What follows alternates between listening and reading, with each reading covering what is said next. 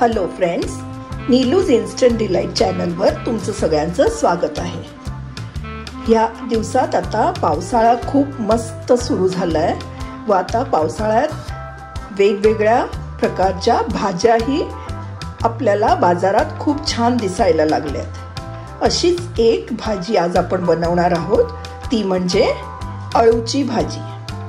आपल्याला बाजारात या दिवसात अळूचे वड्यांची पानंही दिसतात व भाजीची पानंही दिसतात। आज आपण अळूची भाजी बनवणार आहोत, तर त्याकरता आपण साहित्य बघूया। चला तर मग साहित्य बघूया। इथे मी घेतले अळूची पानं, जी मी बारीक चिरून घेतलेली आहेत। त्याचे देठही मी बारीक बारीक चिरून घेतलेले आहेत। इथे मी घेतलेले आहेत शेंगदाणे।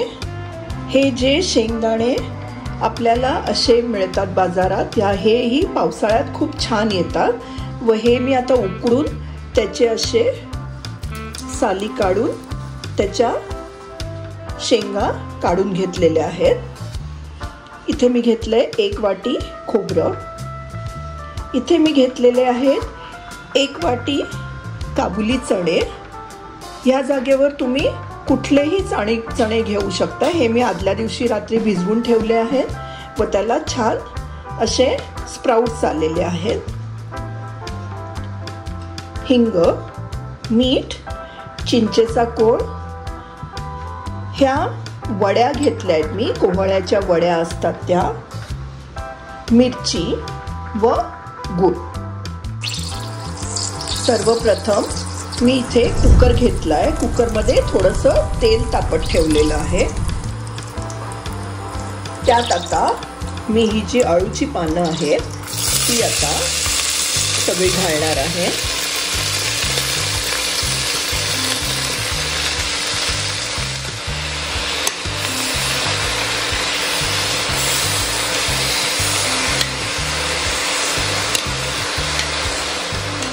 व त्यात आता हे जे काबुली चणे घेतले होते तेही घालणार आहे।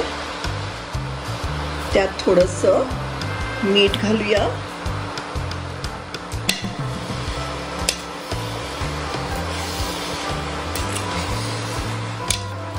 व आता त्यात थोडं पाणी घालून मी ते शिजवून घेणार आहे।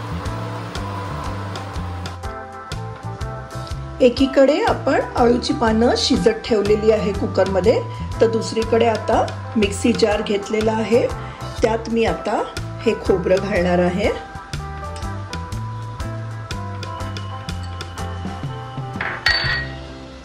त्यात हा चिंचेचा कोळ घालूया व ह्या मिरच्या घालून ह्याचं छान वाटप करूया।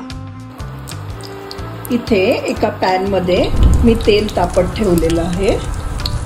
तेल तापलं की त्यात आता मी थोडा हिंग घालणार आहे व या ज्या वड्या घातल्या होत्या त्या घालूया व त्या छान परतवून घेणार आहे। त्या लालसर होईपर्यंत आपण त्या छान परतवून घ्यायच्या आहेत। या वड्या घातल्याने आपल्या अळूच्या भाजीला एक छान फ्लेवर व टेस्ट येते। आपल्या या वड्या आता छान लालसर झालेल्या आहेत। त्यात आता मी हे जे शेंगदाणे घेतले होते ते घालणार आहे। हे शेंगदाणे आपण उकडलेलेच घेतलेले आहे, त्यामुळे त्याला फक्त 1 मिनिट परतवून घेणार आहे मी। त्यात आता हे जे अळू मी कुकरमध्ये शिजवून घेतलं आहे चण्याबरोबर ते घालणार आहे। त्यात आता हा जो गूळ घेतला होता तो घालूया। आपण अळू शिजवताना थोडं मीठ घातलं होतं, त्यामुळे आता इथे मी फक्त आणखी थोडंसंच मीठ घालणार आहे व त्यात ते आता छान एकजीव करणार आहे। यात आता खोबऱ्याचं जे वाटण केलं होतं मिरची व चिंचेचा कोळ घालून ते घालूया व आता त्यात थोडंसं पाणी घालून मी ते छान शिजू देणार आहे.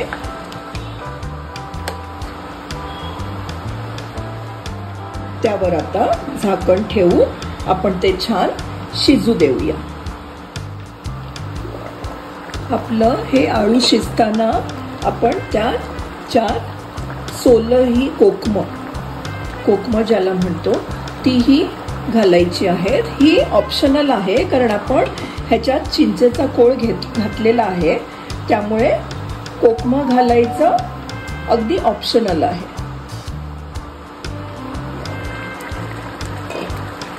आपण पाहू शकता आपलं ही भाजी छान रेडी झालेली आहे. यात आपण गूळ, चिंचेचा कोळ व हिरवी मिरची घातल्याने ह्याला छान असा आंबट, गोड व तिखट चव अगदी छान येते. यात मी कांदा लसूण घातलेला नाहीये. तुम्हाला जर कांद्याची फोडणी द्यायची असेल देऊ शकता.